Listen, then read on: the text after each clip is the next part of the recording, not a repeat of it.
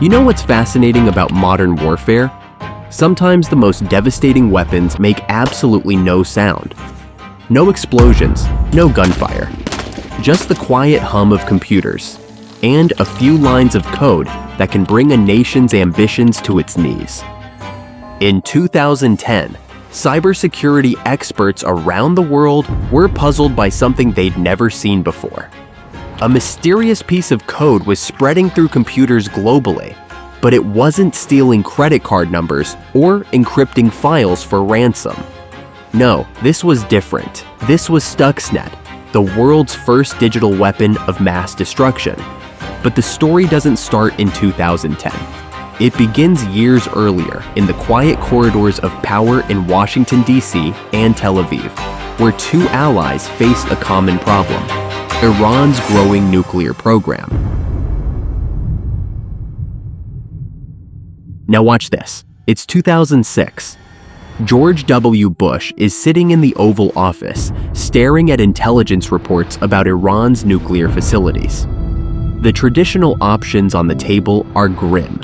Military strikes could lead to regional war, and sanctions seem to be having limited effect. That's when General James Cartwright, the vice chairman of the Joint Chiefs of Staff, approaches with an unprecedented idea. What if we could break Iran's nuclear program without firing a single shot? Enter Operation Olympic Games, one of the most closely guarded secrets of the Bush administration. The mission? To sabotage Iran's nuclear program through cyber means. But here's where it gets interesting. This wasn't just America's show. The Israelis, with their elite Unit 8200 cyber intelligence team, were crucial partners. Now, let me tell you something mind-blowing about the development process. The team didn't just need coders, they needed spies. Through a complex network of intelligence operations, they had to gather information about everything: the exact models of the centrifuges, the precise software versions Iran was using, even the physical layout of the facility. This wasn't just coding, this was digital espionage at its finest. And here's a detail that'll make your jaw drop. They discovered that the Iranian facilities weren't even connected to the internet. They were air-gapped, completely isolated from the outside world. So how do you infect a computer that's never online? The answer came from an unlikely source: human behavior. The developers knew that technicians would eventually need to update the systems, and they'd likely use USB drives to do it. This led to one of the most ingenious parts of Stuxnet. It exploited 4 different zero-day vulnerabilities in Windows. Just one zero-day exploit can sell for millions on the black market. 4? That's unprecedented. It was like using $1 million bill to light a cigarette, the kind of extravagance that only a nation-state could afford.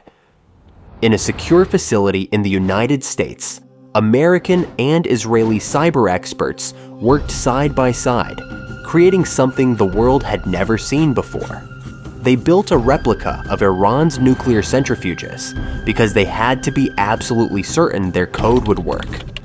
One mistake, one premature deployment, and years of work would be wasted.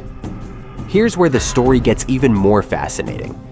The team discovered that the Siemens systems controlling Iran's centrifuges used a very specific frequency converter. These converters controlled the speed of the centrifuges, and they had to operate at extremely precise frequencies to enrich uranium properly. Stuxnet was programmed to search for these specific converters and only activate when it found them. It was like a smart missile that could distinguish between a military base and a hospital. The mastermind behind much of the analysis, Ralph Langner, would later reveal something incredible. Stuxnet didn't just break the centrifuges. It first recorded their normal operations for weeks. Then, while it was destroying them by rapidly changing their speeds, it played back this normal recording to the operators. The Iranians literally watched their centrifuges tear themselves apart, while their monitors showed everything was fine. But here's a twist that few people know about. Stuxnet wasn't the first version. There were earlier, stealthier versions that went undetected for years. The version that eventually got caught? That was version 1.1, and it was actually more aggressive than its predecessors. Some experts believe this increased aggression was due to Israeli impatience with the program's pace. By 2009, Stuxnet was ready for prime time. But the code contained another clever element. It had a kill switch. After a specific date, it would stop spreading and essentially deactivate itself. This wasn't just a weapon. It was a weapon that could clean up after itself. Let me tell you about the moment everything changed. A security researcher in Belarus, Sergei Ulasen, noticed something odd about some computers in Iran. They were rebooting repeatedly for no apparent reason.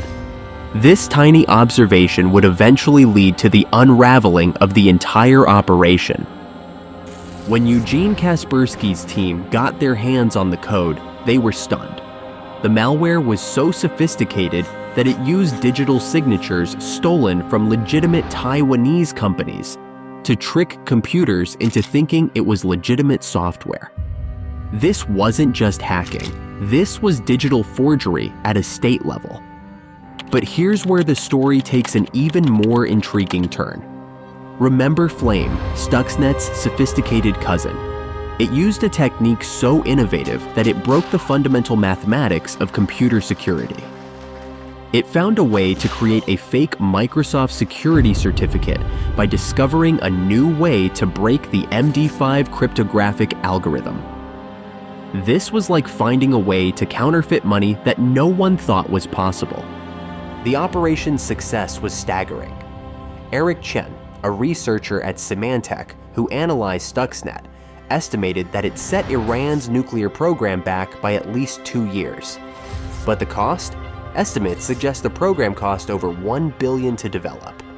The implications were enormous. Melissa Hathaway, a former NSA official who served both Bush and Obama, later noted that Stuxnet marked a turning point in modern warfare. But she wasn't just talking about the technology, she was talking about ethics. For the first time, nations had to grapple with rules of engagement in cyberspace. The fallout was immediate and far-reaching. Iran, realizing it had been attacked, created its own cyber command. Within years, they had launched their own sophisticated attacks. The most notable? Operation Shamoon, which wiped out 30,000 computers at Saudi Aramco, Saudi Arabia's state oil company. The hunters had indeed become the hunted. But perhaps the most chilling aspect of this story comes from an anonymous NSA operator who worked on the project. They said, Stuxnet was just the beginning. We showed the world what was possible, but we also showed ourselves what we could do. Today, every major military power has cyber weapons programs. The digital arms race Stuxnet started has evolved into something even its creators might not have anticipated. Countries like Russia, China, and North Korea have developed their own cyber arsenals, and the line between peacetime and warfare has become increasingly blurred. And here's something to keep you up at night. Experts believe that current cyber weapons make Stuxnet look like a child's toy. Richard Clarke, the former White House cybersecurity advisor, recently stated, "What we've seen so far is just the tip of the iceberg. The real capabilities, the things that haven't been revealed yet, those are the truly frightening ones."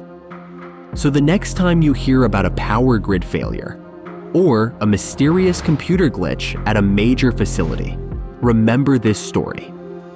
Remember that in the quiet hum of servers and beneath the mundane exterior of computer code, there might be another Stuxnet waiting to strike. Because in this new age of digital warfare, the most dangerous weapons aren't the ones we can see. They're the ones silently spreading through our networks, waiting for the perfect moment to change the world.